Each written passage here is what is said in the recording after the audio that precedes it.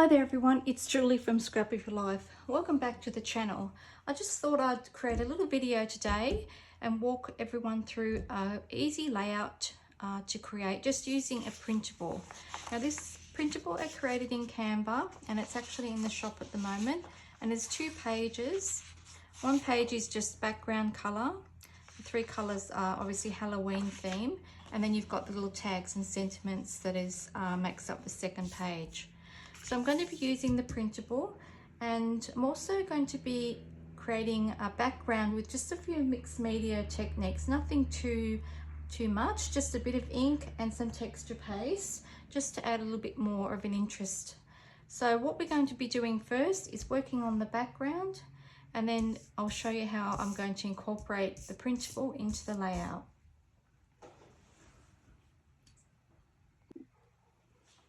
So I'm going to start with the Distress ink, and I'm going to be using the 2 colours. The colours I'm using are Spiced Marmalade and Dusty Concord. So just a little stencil from Uniquely Creative. It's a small stencil, but you don't need any specific stencil. You can use any background, even a Halloween themed background. So I'm just going to create a little bit of colour in the background, and I'm going to be alternating between the 2 colours so I get a bit of a mixture. And I'm going to slightly move my stencil around so I'm not just inking in the one place. So I really want the ink to be up the top and more down the bottom and on the sides, because the printable will be covering up most of the cardstock background. So I will still work in the center as well, but I really just want the colored ink to be up the top and the bottom. So I finished the inking, and I'm just going to grab some of this texture paste. I'm trying to use this particular brand up that I've got, but you can use any texture paste. This is a really nice and fluffy paste, and I'm just going to be using just to create a few little areas with the paste, and then just lift it up as I go. So I'm not going to be too fussy about what it all looks like. I just want to create this dimension with the paste. And because my tags are going to be in the middle, I really just want the dimension to be more or less on the outside. A lot of the paste will also be covered up with potentially other embellishments of sorts. So there. So I think that's enough. I'm just going to wash the stencil. So I've dried that off with a heat gun. I've also just sprayed a bit of Nouveau mica mist onto the background, just with a few droplets.